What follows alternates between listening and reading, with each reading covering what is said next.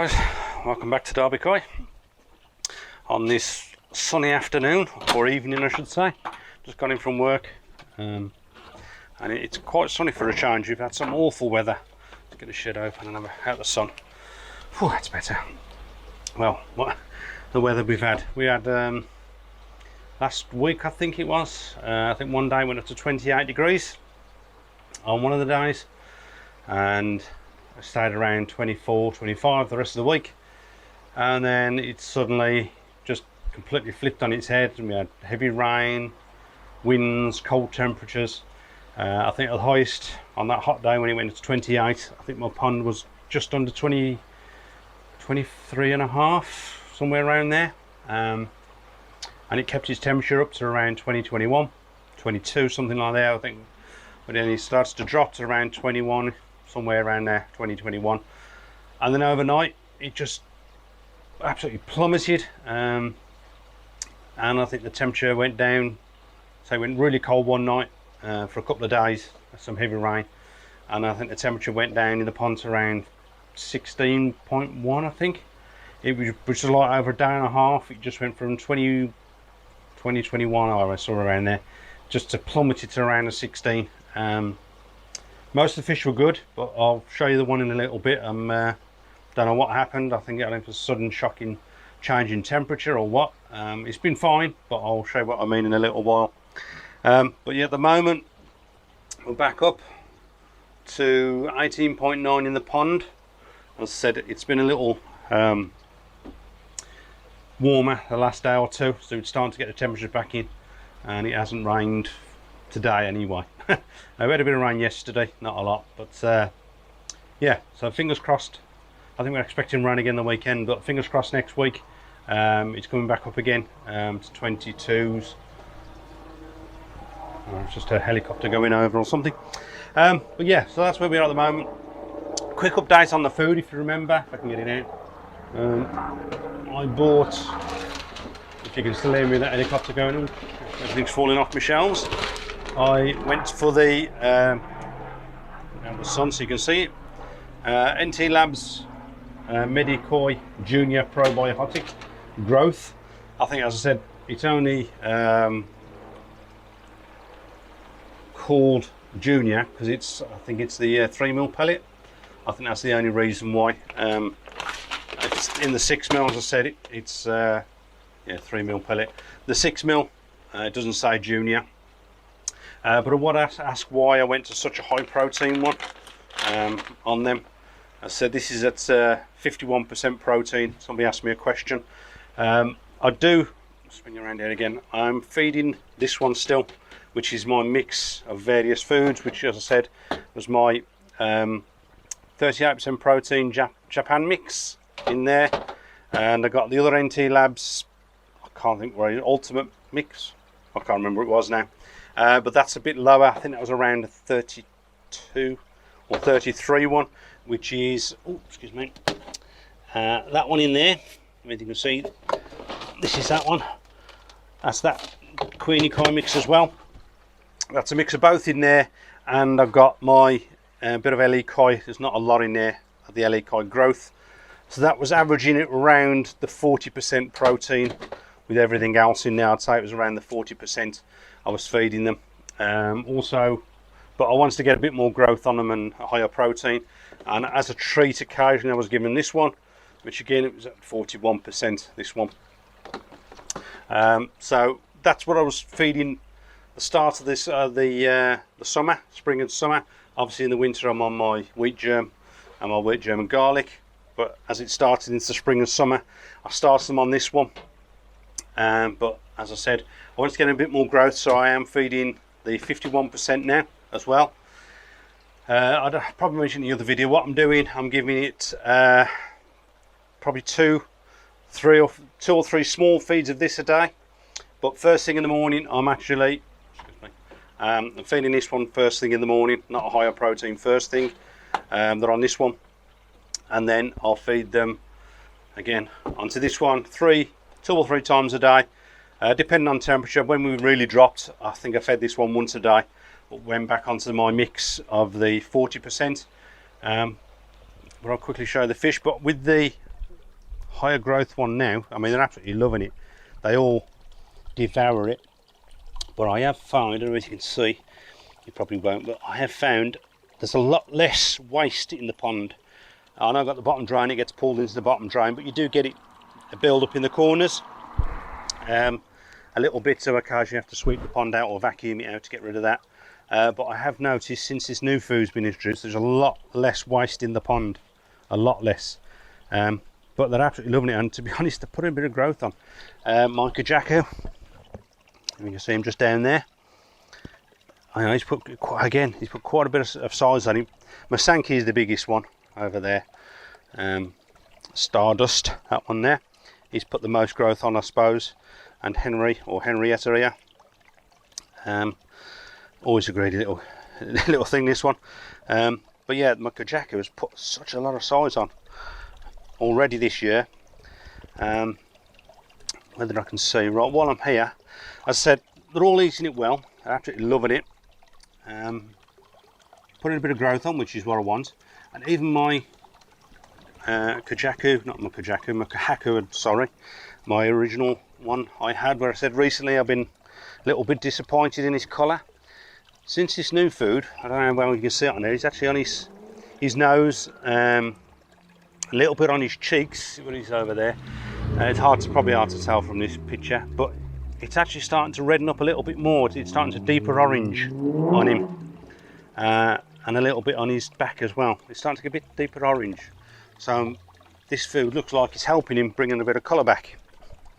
But as I said earlier, one, I can't understand it. I'm assuming it's that sudden drop in temperature. My gosh, where is he? There he is. My gosh, down there. He's gone so dull. He's virtually lost all his benny, and the sumi is around on his back has turned grey. So I don't know what's going on with him there. He was absolutely fantastic. His colours were really coming out as it starts to warm up. I know certain fish can lose their sumi in warmer weather, but I don't know if you can with the benny, if they can. But I'm assuming it wasn't the warmer weather, because it was absolutely stunning before that. But then when that sudden temperature drop, again, it's a bit difficult to see. He's down there. I will try and get some underwater footage and hopefully see him. But since that sudden drop in temperature, so over a day and a half, it lost, what was it, 4 or 5 degrees, somewhere around there, at least 5 degrees I'd say. Whether that's affected him, I don't know. But well, hopefully it will come back. It's maybe just stressed him out a little bit, that sudden drop. But all the others are absolutely stunning. The colours are really coming bright. It's just him. I'm a little disappointed in that, and I don't know why. Hopefully, I say, as you all know, Goshka is one of my favourite fish. But hopefully he'll start to get his colour back. Who knows? Any suggestions or ideas, leave them in the comments, and we'll hopefully, keep fingers crossed, he'll get some colour back on him. Who knows? Right, I was going to actually show you all my lilies, flowers. Obviously there's one. Yesterday when I got home from work, I had 5.5 out, but now I've got one sticking out the flowering at the moment. But they're all up. They're up here. There's obviously one here. I've got one there. There's another one there, and there's another one down there. There's one just there. That one was out. That one was out. That one was, 2 of them there were out. I've got 2 over there. Got one over there coming up. They looked absolutely fantastic. Yes, all 5 were up and flowering. So there's there, some over there, but I don't know what's happened today. Nobody wants to come out. Apparently, looking at the cameras and stuff, and that apparently been getting a little bit frisky again today and going mad through the lilies. Don't get that very often. It's an idiot going past. Yeah, they're going mad through the lilies. So whether that's the lilies are thinking, oh no, I'm not coming out because I'll damage my flowers, I don't know. But they're not coming out today. I'm a bit disappointed. But apart from that, they're doing great. also to mention my watercress. As you can see, that one is bright yellow, just starting to go bright green, sorry, but over the side starting to go a bit yellow, and this one is starting to go yellow, but still some green, and also the one over there is starting to go yellow.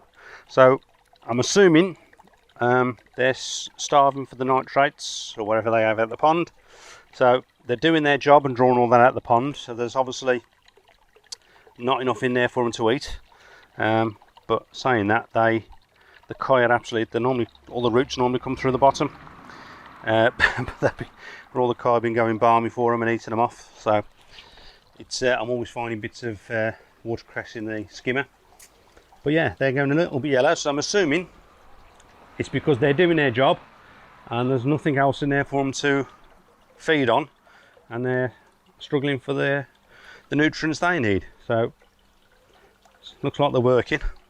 Obviously I've got no algae growth or anything like that, but yeah, so I don't know why. Again, I'm assuming that's it. If anybody else knows, let me know.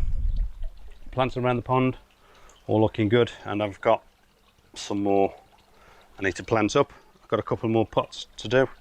Don't know where I'm going to put them yet, but I'm also going to put some around, plant some up around here, I think. But yeah, I mentioned about the skimmer, with more stuff going into the skimmer. Right, let's walk you around. As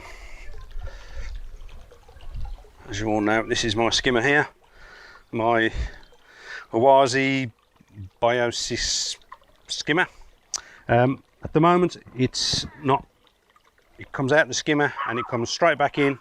So that return and that return. So I've got my two returns in the pond and no filtration. So hopefully this year I want to put some sort of filtration onto this. So I could do with some advice or what you think a good idea.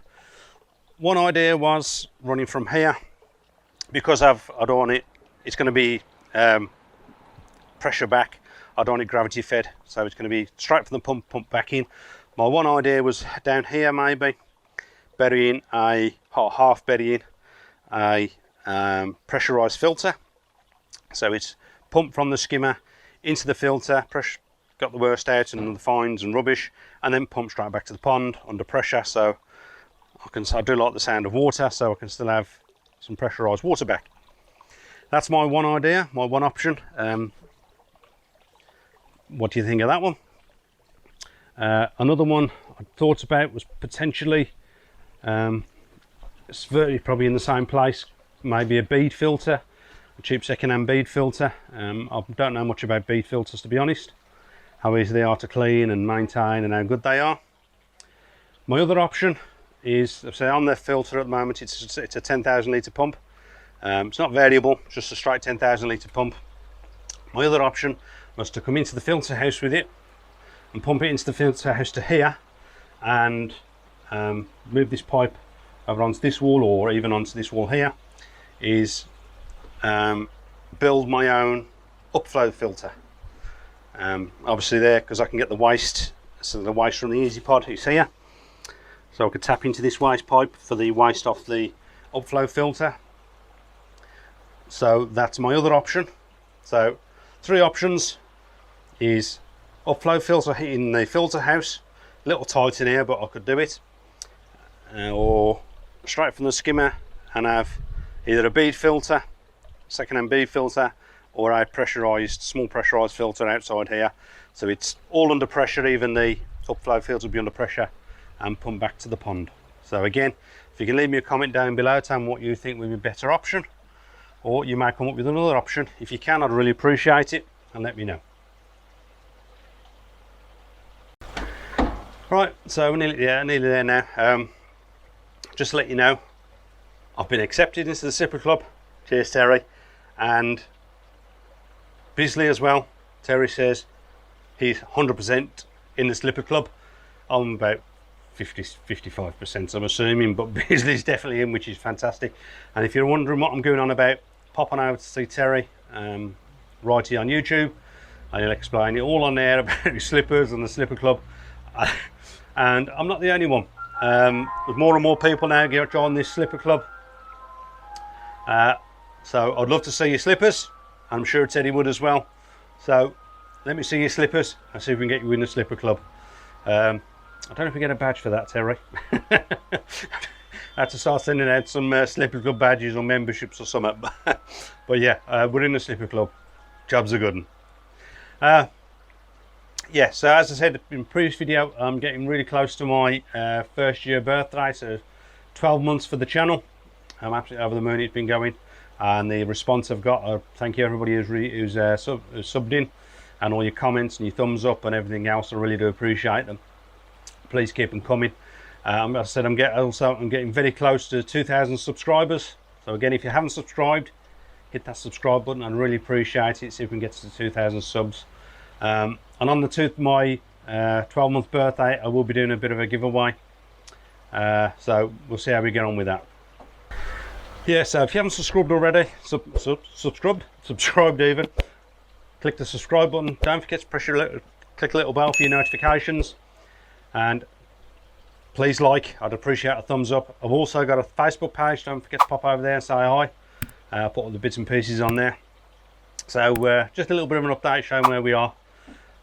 Hopefully soon we may have something, if it comes off, hopefully in the next one, a little bit something special or a little bit something different. So we'll see how we get on with that one. It may not happen, we'll see.